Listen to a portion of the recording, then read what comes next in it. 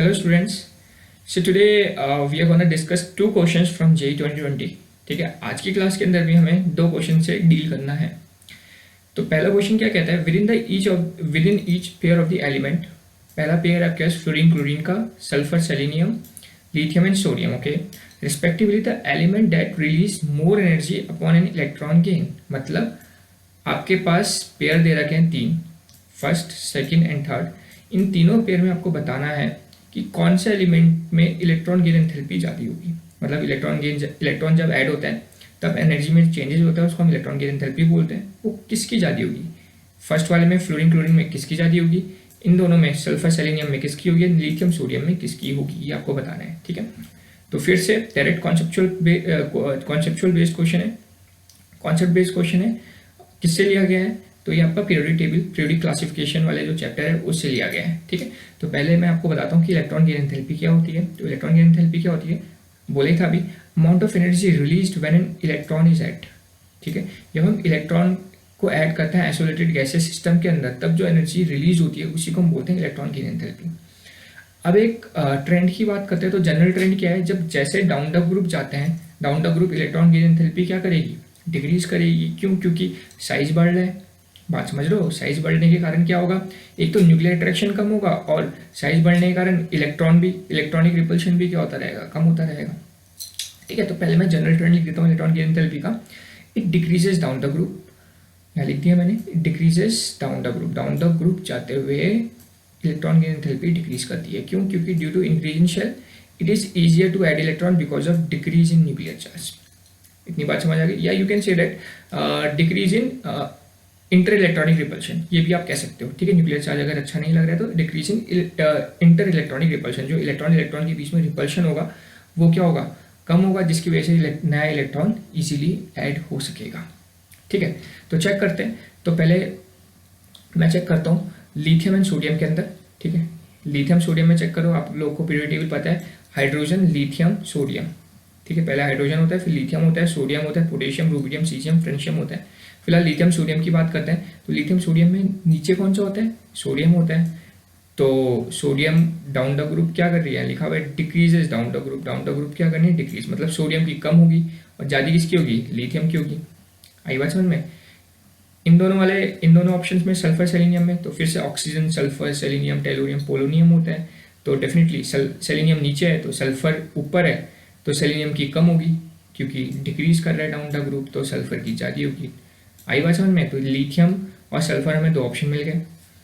अब पहला वाला क्या है, फ्लोरीन क्लोरीन. ये थोड़ा इंपॉर्टेंट है क्योंकि यहाँ पर एक एक्सेप्शन आता है. एक्सेप्शन क्यों आता है वो बता देता हूँ.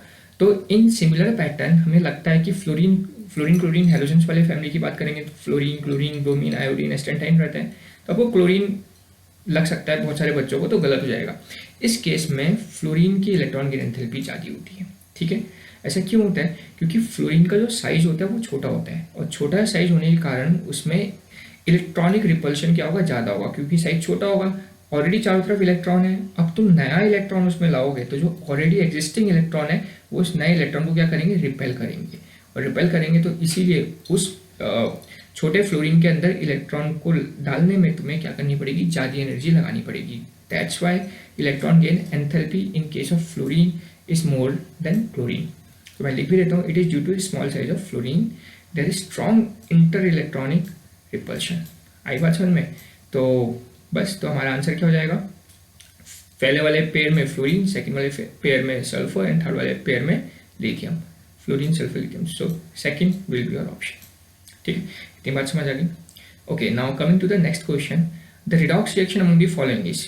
तो चार इक्वेशन दे रखी है आपको, इक्वेशन नहीं दे रखी है आपको, स्टेटमेंट दे रखा है. उन स्टेटमेंट का यूज करके हमें बताना है कि कौन सी रिडॉक्स रिएक्शन है. ठीक है, तो स्टेटमेंट से तो नहीं बता पाओगे, तो इसलिए हम पहले इनको रिएक्शंस में कन्वर्ट करते हैं. तो पहली कहती है reaction of this with AgNO3, तो इसके लिए मैं रिएक्शन लिख देता हूँ. तो ये रिएक्शन है.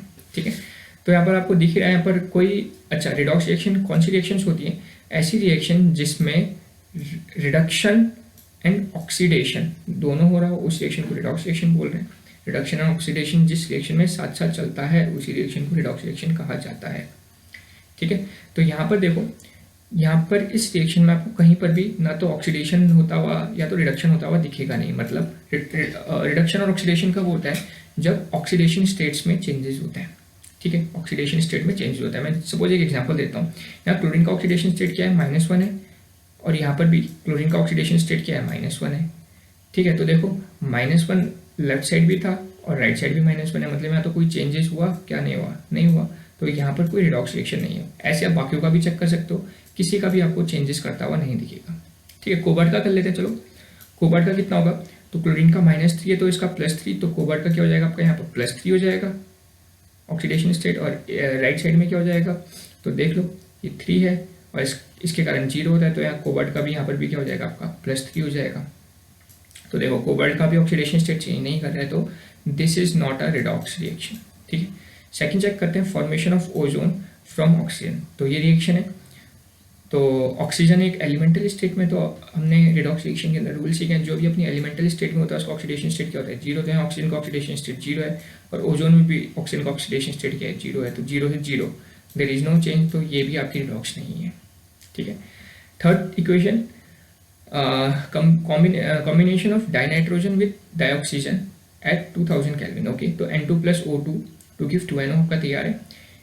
यहाँ पर this is your redox reaction. अगर मैं बात करूँ तो यहाँ नाइट्रोजन का क्या होगा, 0 होगा, और यहाँ पर नाइट्रोजन का क्या होगा, +2 होगा। ठीक है, ऑक्सीजन का यहाँ पर क्या होगा, 0 होगा, यहाँ ऑक्सीजन का क्या होगा, -2 होगा। तो अब आप लोग को दिख रहा है नाइट्रोजन 0 से +2 जा रहा है, चेंजेस हो रहा है ऑक्सीडेशन नंबर में, और क्या हो रहा है, इंक्रीज हो रहा है। मतलब ये क्या है आपका ऑक्सीडेशन है, दिस इज योर ऑक्सीडेशन। और ऑक्सीजन देखो 0 से -2 में जा रहा है, मतलब डिक्रीज हो रहा है, मतलब दिस इज योर रिडक्शन। तो ये एक ऐसी रिएक्शन है जिसमें ऑक्सीडेशन भी हो रहा है एंड रिडक्शन भी हो रहा है, मतलब this is your redox reaction. तो आपका आंसर आ गया, तो your answer will be third. ठीक है, ओके, फोर्थ भी चेक कर लेते हैं। फोर्थ क्या, reaction of H2SO4 with NaOH। इसके लिए रिएक्शन लिख देता हूँ, इसके लिए रिएक्शन ये है। तो अगेन अगर आप देखोगे यहाँ पर आपको कहीं चेंज होता हुआ नहीं दिखेगा। ठीक है, इतनी बात समझ आ गई। अगर आपको चेक करना है कर लो। जैसे बाय द वे यहाँ सोडियम का क्या होगा, यहाँ पर +1 होगा, सोडियम का +1 है, और यहाँ पर भी सोडियम का क्या है, +1 ही है। कोई सा भी आप एलिमेंट का चेक करोगे आपका सेम आएगा। So this is not a redox reaction. So आपका third will be your option. ठीक, तो ये छोटे छोटे सब क्वेश्चन हैं, सिंपल सिंपल से कॉन्सेप्ट में बेस्ड हैं। आप लोगों को कॉन्सेप्ट अगर पता है तो आपका क्वेश्चन बहुत इजीली तैयार हो जाएगा, अगर नहीं पता है तो थोड़ी सी प्रॉब्लम होती है। ठीक, तो इन छोटी छोटी चीज़ों का आप ध्यान रखो। आज के लिए इतना रखते हैं, नेक्स्ट वीडियो में और क्वेश्चन के साथ हम मिलेंगे। Thank you.